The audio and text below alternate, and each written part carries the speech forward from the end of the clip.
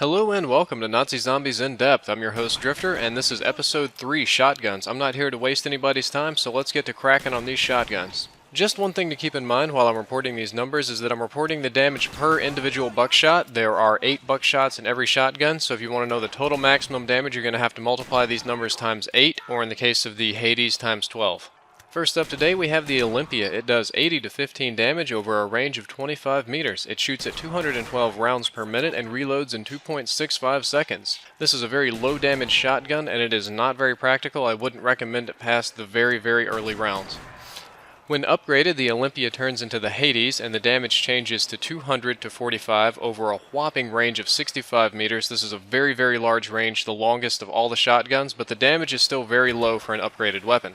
It still shoots at 212 rounds per minute, and you still reload in 2.65 seconds. The bullets also fire some sort of incendiary round, which doesn't affect the damage, but it really looks cool. If you don't have anything else to upgrade, this is an okay option, but it's still outperformed by most of the other shotguns, unless you just happen to have a thing for range. The next step up over the Olympia is the Stakeout. The Stakeout does 160 to 15 damage over a range of about 20 meters. This is a little bit less than the Olympia. It has 6 rounds in the magazine and fires at a very unusual fire rate of 92.3 rounds per minute. The reload time is incredibly slow because you have to put your bullets in one at a time. This is an okay weapon for, I would say, the first 10 rounds because you can still drop zombies pretty easily with headshots and with a moderate number of body shots.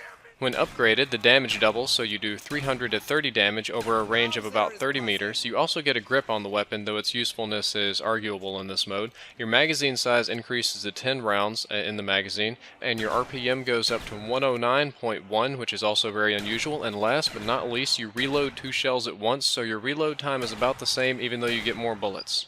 Once again, I would recommend avoiding this weapon after rounds about 10 or 12 because the zombies tend to have too much health, and even when upgraded, it's not terribly useful. The next baby step up in shotguns is the Spaz 12. It also has 160 to 15 damage over a range of 20 meters. It has 8 rounds in the magazine and fires at a much faster 312.5 rounds per minute. This is very nice, but you can burn through your ammo kind of quickly like this.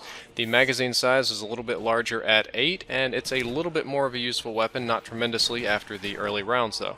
When upgraded, it turns into the very cool Spaz 24. The Spaz 24 does 300 to 30 damage over a range of 30 meters, much like the Stakeout. However, its magazine size is increased to 24 and it becomes a fully auto weapon. When in fully auto mode, it still fires at 312 rounds per minute.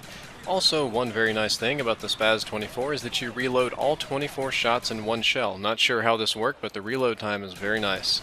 Its damage per second is higher than any of the previously mentioned shotguns, but not tremendously so. But it's still very useful. Well, you can see me shredding zombies here. I happen to like it. I think it's fun, but it burns through ammo incredibly quickly, so unless your team's getting a lot of max ammos or you're a very conservative player, I would still be very careful with this weapon. The last proper shotgun that we're going to be talking about today is the HS-10. It's very similar to the rest and does 160 to 15 damage over a range of 20 meters.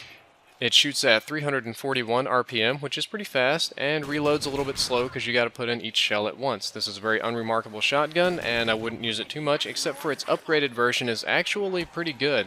The upgraded version turns into the dual-wielding Typhoid and Mary. Each one of these dual-wielding guns shoots X8 buckshot, with each buckshot doing 300 to 30 damage over a range of about 30 meters. This effectively doubles the damage per second on the gun and makes it the highest damage per second shotgun in the game if you can handle the dual-wielded inaccuracy.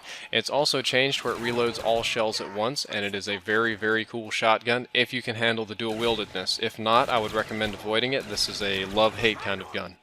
Last and definitely least today is the Master Key. You only find this on the upgraded AUG, or the AUG 50M3, the AUGsome. It does pretty good damage at 240 to 25 over a range of 30 meters. It's somewhere in between an upgraded and a regular shotgun, which makes it pretty useful. It only has a magazine size of 6, and it's pump action, so your fire time is 128.48 RPM, which is fairly slow. But you do reload 2 shells at once. It's not the greatest weapon, the range is a little bit limited, but it's not bad considering that it's already attached to a good upgraded weapon. My recommendation is, if you just happen to have this on the AUG, use it on the window. If you're watching a window, blow them away. Using it on a big pack of zombies is not very useful after rounds 12, 13, 14. Well, I hope you enjoyed this episode of Nazi Zombies in Depth. The next episode is going to be on the special weapons, the Thunder Gun, Ray Gun, Winter's Howl, and the like, and I'm pretty sure the next one is going to be on machinima.com. The next one on my channel is where we're going to be starting the light machine guns, or doing the 2 light machine guns, so bear in mind. Special weapons are going to be on machinima. Light machine guns, my channel. If you like, subscribe, I'll keep you all updated.